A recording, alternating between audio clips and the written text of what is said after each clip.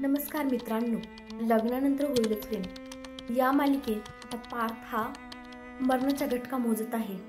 मित्रांनो, म्हणतात ना, आपण एखाद्याचं वाईट केलं की दुसऱ्याचंही वाईट होतं। आपल्या कर्माची शिक्षा ही आपल्याला भेटतेच असं जीवाला वाटत आहे।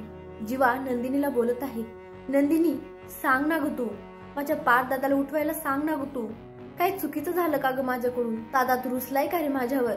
बडे भैया उठ ना, बडे भैया तुला मी अंडे खाऊ घालू का? असं बिचारा रडत रडत म्हणत आहे। मित्रांनो, वातावरण अगदी शांत झालेलं आहे। जीवाच्या डोळ्यातून अक्षरशः घळाघळ अश्रू वाहत आहे। ती बिचारी नंदिनी ही रडत आहे। तिच्याही चेहऱ्यावर खूप अश्रू आणि खूप भीती दिसत आहे। आणि जीवा नंदिनीला म्हणत आहे की मी तुझा आनंद निवास घालवलं म्हणून देवाने त्याची शिक्षा माझ्या भावाला दिली। मी वाईट केलं म्हणून त्याचंही वाईट झालं। असं नको ना देवा, मला शिक्षा दे, माझ्या भावाला नको।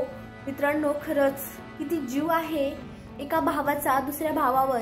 असं प्रेम क्वचित आपल्याला एखाद्याकडेच बघायला भेटतं। पण इथे बघा ना, भाऊ इकडा आजारी आहे, मरणाचा घटका मोजत आहे आणि दुसरा भाऊ त्याची काळजी करत आहे, त्याच्यासाठी देवाकडे भीक मागत आहे, डोळ्यातून अश्रू घळाघळा वाहत आहेत।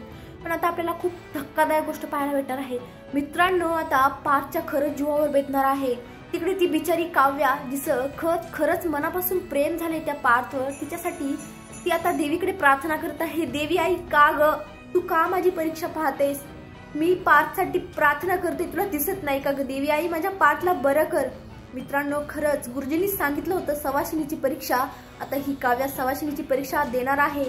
ती पास होईल का?